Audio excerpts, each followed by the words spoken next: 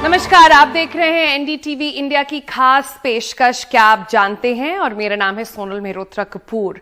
हमने पिछले कुछ एपिसोड्स में आपको पेगासस के बारे में, स्पाईवेयर के बारे में, डेटा सिक्योरिटी के बारे में खूब सारी डिटेल्स दी हैं। और सबसे पहले उन सारी वीडियोस को इतना लाइक करने के लिए, शेयर करने के लिए, उसे व्हाट्सएप पे अपने रिलेटिव्स को भेजने के लिए बहुत बहुत शुक्रिया। हमें उससे ये भी पता चला है कि कितना इंटरेस्ट है लोगों के अंदर इस टेक्नोलॉजी के बारे में और जानकारी हासिल करने में, और कितनी कम जानकारी एक्चुअली है इसके बारे में। ये एक्चुअली टेक्नोलॉजी ऐसी है कि जितना कम लोगों को पता उतना ज्यादा ये थ्राइव करती है। तो इसको अगर फाइट करना है तो इंफॉर्मेशन इज की। जितना आप जानेंगे उतना आप इसे रोक पाएंगे, और हम हर हफ्ते यही कर रहे हैं, आप तक और जानकारी लेकर आ रहे हैं। आज के शो में हम आपके लिए बहुत इंटरेस्टिंग से फैक्ट्स लेकर आए हैं। हम आपको पहले बताएंगे कि एनएसओ जो है, जो कंपनी जो पेगासस ओन करती है, बनाती है, उसका क्या बैकग्राउंड है, क्या वो ऑफिशियली काम करते हैं, क्या वो अनऑफिशियली काम करते हैं, और सबसे ज्यादा जो रिक्वेस्टेड बात थी, जो आप लोगों ने भी हमको लिखा है इसके बारे में, कि एक्चुअली ये कॉस्ट कितना करता है। अगर दुनिया भर की सरकारें इसे एम्प्लॉय कर रही हैं, क्योंकि एनएसओ कहता है कि वो सिर्फ वेटेड कंट्रीज को ही अपनी टेक्नोलॉजी बेचता है, तो कितना टैक्स पेयर का पैसा जा रहा है ऐसी टेक्नोलॉजी में। तो आइए उसके बारे में आज हम कुछ जानकारी हासिल करते हैं। सबसे पहले शुरू करते हैं अपना एक्सप्लेनर आपको बताते हुए कि एनएसओ आखिर है क्या। तो एनएसओ शुरू हुआ, ये जो पूरा स्पाईवेयर है, ये एक इजरायली टेक्नोलॉजी है जो 2010 में बनी थी। बहुत पुरानी नहीं है, जैसा आप देख सकते हैं। और ये उस समय की बात है जब जो इजराइल की लीडरशिप है, उसने कहा कि अब वो अपना सारा फोकस, सारा बजटिंग लगाने वाले हैं डेटा सिक्योरिटी में। क्योंकि इजराइल की कंपनीज को समझ में आ गया कि अगर उनको जो फ्यूचर की वॉर्स हैं वो जीतनी है, तो डेटा सिक्योरिटी जो है वो डोमिनेट करेगा पूरे वर्ल्ड में। और वो अपने आप को एक वर्ल्ड लीडर दिखाना चाहते थे। उस पर उन्होंने बहुत पैसे लगाए, बहुत रिसोर्सेज लगाए, और अब वो बन भी गए एक तरह से कि इतना डेंजरस ये पेगासस जो सॉफ्टवेयर है, स्पाईवेयर है, उन्होंने बनाया है। इसके अलावा ये एक एक्चुअली सब्सिडरी है, ये जो एनएसओ कंपनी है वो क्यू साइबर टेक्नोलॉजीज करके एक ग्रुप है, बहुत जाना हुआ इजराइल में, उसकी एक सब्सिडरी है। और ये जो एनएसओ नाम आता है, ये काफी इंटरेस्टिंग डिटेल है, ये आता है उनके 3 जो फाउंडर मेंबर्स थे उनके इनिशियल से, उनके नाम से मिलकर ये बना एनएसओ। लेकिन ये कोई ऐसे वैसे लोग नहीं है जो आ गए हैं एनएसओ की कंपनी बनाने में। ये एक इजराइल की इंटेलिजेंस कॉप्स यूनिट है जिसका नाम है यूनिट 8200। ये बहुत high security, high intelligence Israel की कंपनी, इन नेशनल सिक्योरिटी जो देखती है उसको, उसकी कंपनी है। और उन लोगों ने मिलकर एक प्राइवेट ऐसी फर्म बनाई है। हमने इसके बारे में, अगर आप देखें बाहर, पहले भी आपको बताया था कि ऐसे जो स्पाईवेयर्स हैं, क्यों पेगासस इतना डेंजरस हो गया है, क्योंकि पहली बार है कि कमर्शियल यूज हो रहा है। आपको किसके पास भी पैसा है वो उसे खरीद कर इसका यूज या मिसयूज कर सकता है। इससे पहले क्या हो रहा था, कंट्री, सारी जितनी कंट्रीज हैं, चाहे वो यूएस हो, इंडिया हो, बाकी की कंट्रीज हो, वो सब अपनी अपनी इंटेलिजेंस एजेंसीज को लगाती थी अपना एक सॉफ्टवेयर डिवाइस करने में, और सिर्फ नेशनल सिक्योरिटी के लिए यूज होता था या मिसयूज होता था। लेकिन अब ये मार्केट में खुला है, इसलिए ये काफी डेंजरस बन गया है। इसके अलावा हम आपको बताते हैं एनएसओ के बारे में। एनएसओ की अगर आप वेबसाइट पर जाएं तो इंटरेस्टिंग बात ये है कि वो कहते हैं कि उन्होंने ये वेबसाइट और ये स्पाईवेयर बनाया है जिससे वो लोगों की लाइफ बचा सकें, वर्ल्ड को सेफर वर्ल्ड बना सकें, इन्वेस्टिगेटिव टेररिज्म जो है उसके पीछे जा सकें, और वो टेररिज्म जैसी problem, sex and drug trafficking जैसी प्रॉब्लम, और जितनी पीडोफिलिया जैसी प्रॉब्लम्स हैं उनको सॉल्व करना चाहते हैं। बच्चे जो किडनैप हो जाते हैं उनको बचाना चाहते हैं, और जो बिल्डिंग्स कोलैप्स हो जाती हैं और उसमें आप लोगों को नहीं समझ पाते हैं कि क्या वो फंसे हैं कि नहीं, ऐसी जगहों पर ये टेक्नोलॉजी यूज करना चाहते हैं। लेकिन अब हम सब जानते हैं, अब तो ये खुलासा हो ही गया है कि एक्चुअली में इस टेक्नोलॉजी का क्या इस्तेमाल हो रहा है और कौन लोग इस्तेमाल कर रहे हैं। इसके लिए जानना बहुत जरूरी है कि एक्चुअली में पेगासस कॉस्ट कितना करता है। ये बहुत फैसिनेटिंग डिटेल है, इसके बारे में आपको जानने में बड़ी उत्सुकता होगी। न्यूयॉर्क टाइम्स ने इसके ऊपर एक पूरा इन्वेस्टिगेशन करा, जिसके थ्रू हम आपको ये सब पूरा डिटेल्स लेकर आ रहे हैं। इसकी, जैसे अगर आप कोई अपने घर में आप कनेक्शन लगाएं एयरटेल का, वोडाफोन का, या टाटा स्काई का, या किसी और चीज का, तो उसमें जैसे एक इंस्टॉलेशन फी होती है, वैसे पेगासस के लिए भी एक इंस्टॉलेशन फी होती है। और कितनी होती है? ये होती है $5 लाख। ये आपको देना पड़ता है सिर्फ इंस्टॉल करने के लिए। और जब ये इंस्टॉल करते हैं, इनकी पूरी टीम आती है, वो बैठ के आपके लोगों को ट्रेन भी करेगी कि कैसे इसे इस्तेमाल करना है, कि वो डेटा जो है जो ट्रांसफर हो रहा है और स्नूपिंग जो हो रही है वो कैसे जो देश में लोग बैठे हुए हैं या जो क्लाइंट हैं उनके, वो अपना ऑपरेट कर सकें। इसके अलावा अगर 10 आईफोन और एंड्रॉयड यूजर्स को अगर आपको एक पैकेज लेना है तो वो आपको कॉस्ट करेगा $6,50,000। इसके अलावा अगर 5 ब्लैकबेरी फोन्स हैं तो वो आपको कॉस्ट करेगा $5,00,000। अब आप ये डिफरेंस देख रहे हैं।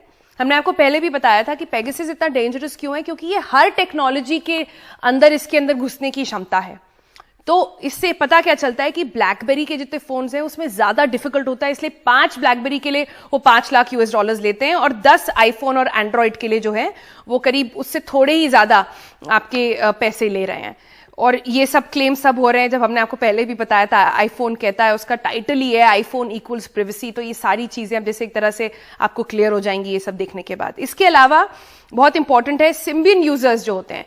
ये था पुरानी समय में जब हम नोकिया वगैरह के फोन्स यूज करते थे या इतने ज्यादा हम स्मार्टफोन्स नहीं यूज करते थे, तब जो इस्तेमाल होती थी उस समय जो ऑपरेटिंग सिस्टम चल रहा था उसके अगर आप 5 लेना चाहते हैं फोन तो आपको कॉस्ट करेगा $3,00,000। तो सोचिए कितने पैसे जा रहे हैं आपके और हमारे। अगर हम मान लें कि ये कंट्रीज ही ओन कर रही हैं तो टैक्स पेयर का ही पैसा तो जाता है आखिरकार इन सब चीजों में। उसके अलावा अगर आप, ये इंटरेस्टिंग है, टॉप अप अगर करना चाहें, आपने एक पैकेज तो ले लिया लेकिन आपको और लोगों के फोन्स में घुस के देखना है क्या कर रहे हैं, क्या हो रहा है उनके आसपास, तो अगर आप 100 एक्स्ट्रा टारगेट्स पर जाते हैं तो आपको $8,00,000 और देने पड़ेंगे। अगर आप 50 एक्स्ट्रा टारगेट्स पे जाते हैं तो $5,00,000 देने पड़ेंगे। 20 एक्स्ट्रा टारगेट्स पे अगर आप जाते हैं तो आपको $1,50,000 एक्स्ट्रा डॉलर्स देने पड़ेंगे। इसके अलावा एक एनुअल मेंटेनेंस फी भी होती है जो करीब 17% टोटल आपकी जो इनिशियल कॉस्ट है, इनिशियल ऑर्डर का कॉस्ट है वो पड़ता है। और एक फिक्स पीरियड का होता है, रिन्यूअल आप कराते हैं तो उसके अलग वगैरह कॉस्ट होते हैं। तो कितनी फैसिनेटिंग डिटेल्स है इनके बारे में देखना। खैर ये तो हमने आपको बता दिया कि कॉस्ट कैसे करता है, लेकिन उसको क्या पेगासस के अलावा भी और ऐसे सॉफ्टवेयर्स हैं जो मार्केट में हैं और कितने डेंजरस वो हैं, इसके बारे में हम अपने पैनल से आज बातचीत करेंगे। हमारे साथ हैं Ritesh Bhatia, cyber crime investigator है, इनको बड़ी नॉलेज है भाई पेगासस के बारे में। इनसे हम जानने की कोशिश करेंगे कि ये जो सेंटर्स बनते हैं इसमें होता क्या है, ये जो इंफॉर्मेशन शेयरिंग होती है ये कैसे आगे चलती है। और हमारे साथ है पीना, ये एडवोकेट है सुप्रीम कोर्ट में, फाउंडर भी हैं साइबर साथी फाउंडेशन की। तो ये हमें बताना, इनसे हम जानने की कोशिश करेंगे कि अगर हम लीगली बात करें तो क्या जो मनी ट्रेल होता है वो बेसिस हो जाता है ऐसे क्राइम्स को एस्टैब्लिश करने का, और क्या ये जितने इन्वेस्टिगेशंस हो रही हैं अब जैसे बंगाल ने बोल दिया कि वो इन्वेस्टिगेट करेगा और सुप्रीम कोर्ट तक ये मामला पहुंच गया है, तो कैसे सुप्रीम कोर्ट ये पूरे मामले को देखेगी। तो पहले मैम हम आपसे शुरुआत करते हैं। अभी तो सबके दिमाग में यही चल रहा है कि सुप्रीम कोर्ट इसके बारे में देखने वाला है, या फिर जो बंगाल की गवर्नमेंट है उसने भी कुछ फॉर्मर जजेस को बैठ के बोला इसको इन्वेस्टिगेट करिए। ऐसे मामलों में इन्वेस्टिगेशन कितना बड़ा चैलेंज होता है?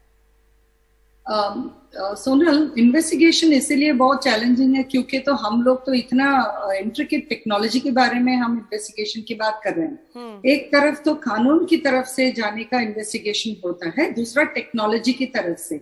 और इधर अभी तो पेगासस का और एक महत्वपूर्ण ये है कि वो जब आके आपके मोबाइल या डिवाइस में घुस जाते हैं तो आपको पता भी नहीं चलता है, 0 क्लिक का होता है।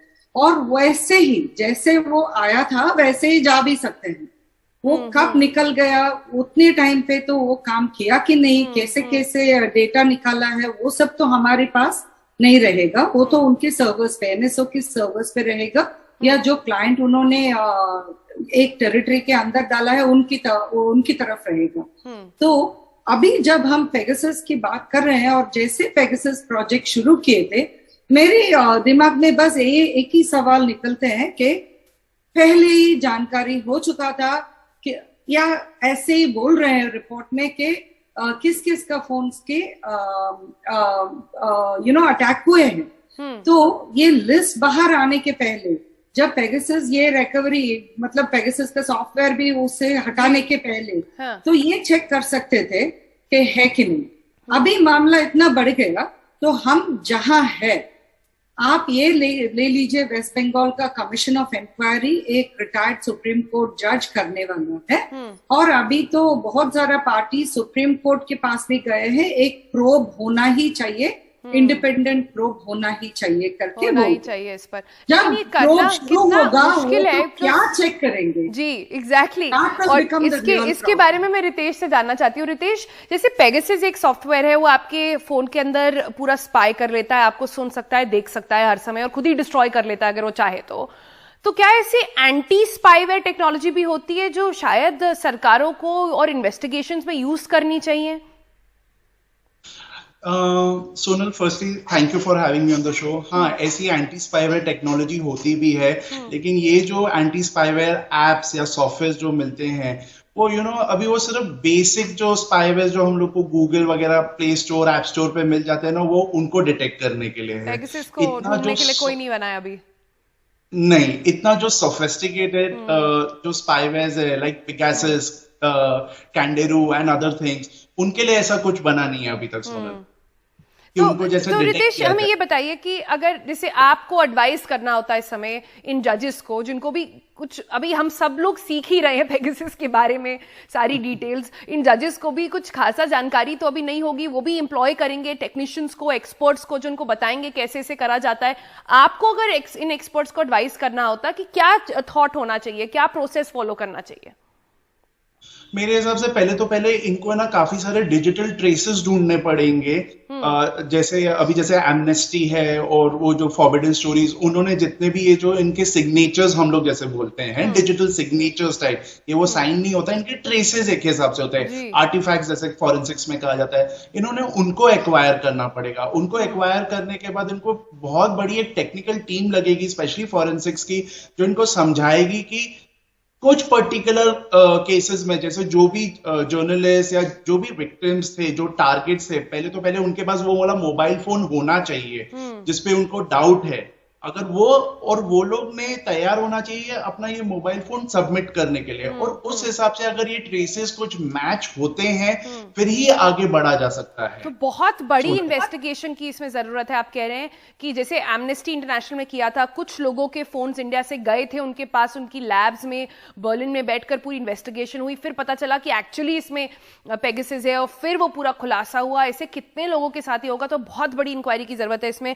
एक छोटा सा ब्रेक लेते हैं, जब हम ब्रेक से वापस आएंगे तो हम जानने की कोशिश करेंगे तो क्या इन इन्वेस्टिगेशंस में आगे करा जा सकता है, और अगर आप एक इंडिविजुअल हैं और आप जानना चाहते हैं कि आपके फोन में पेगासस का अटैक हुआ है कि नहीं, आप क्या कर सकते हैं। ब्रेक के बाद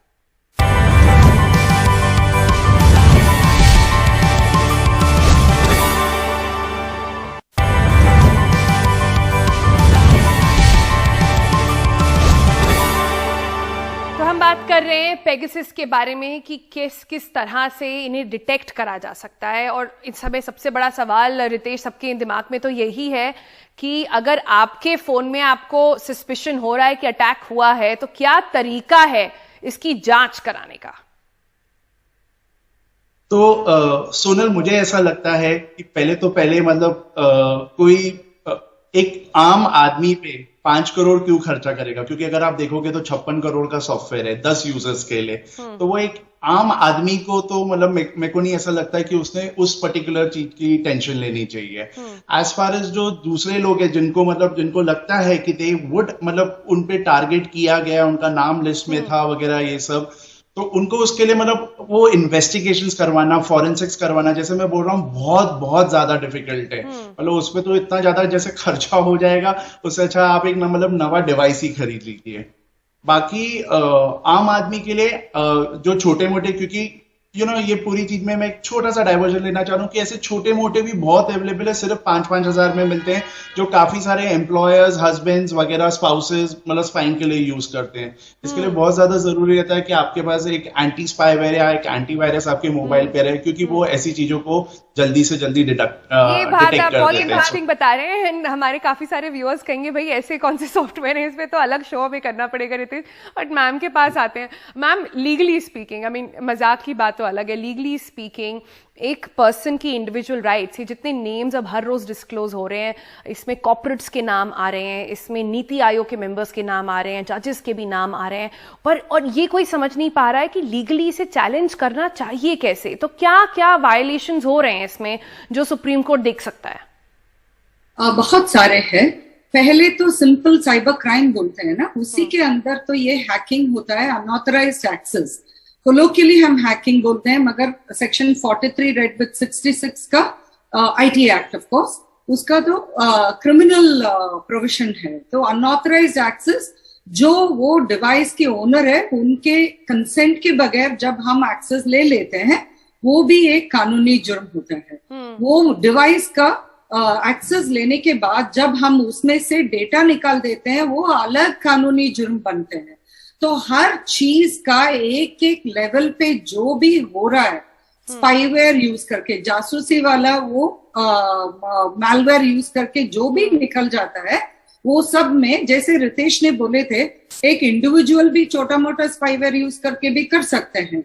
बहुत सारे केसेस हम देखे हैं, जैसे हस्बैंड एंड वाइफ के बीच में भी कोई तो एक का फोन का दूसरा स्पाईवेयर डाल देते हैं, पेरेंट्स एंड चिल्ड्रन, और कॉर्पोरेट एस्पियोनाज ना होने के लिए भी ऐसे सब स्पाईवेयर डाल देते हैं। तो जैसे भी हो, बॉटम लाइन कानून तो एक ही तरह होता है, वही है कि ये हर लेवल पे हैकिंग हो सकता है, या डेटा थेफ्ट हो सकते हैं, या कंप्यूटर कंटामिनेंट बोलते हैं, जो वो पेगासस है ना, वही तो एक वायरस बनते हैं। तो वो कंप्यूटर कंटामिनेंट पूरी जानकारी से हमें ये समझ में आ रहा है, और टाइम थोड़ा कम है इसलिए मैं इंटरवीन कर रही हूँ, माफ करिएगा उसके लिए। ये पूरी जानकारी से हमें क्या पता चलता है कि पेगासस ने एक तरह से कॉन्वर्सेशन खोल दी है पूरी देश में कि किस किस तरह के स्पाईवेयर हैं। आपकी डेटा सिक्योरिटी के बारे में एक नई कॉन्वर्सेशन खुल गई है जो बहुत इंपॉर्टेंट है, और ये कॉन्वर्सेशन पेगासस भले ही आपको इम्पैक्ट कर रहा हो ना कर रहा हो, करना, इसके बारे में जानकारी हासिल करना बहुत इंपॉर्टेंट हो गया है। इसी नोट पर आज का प्रोग्राम यहीं पर समाप्त करते हैं। क्या आप जानते हैं देखने के लिए बहुत बहुत शुक्रिया।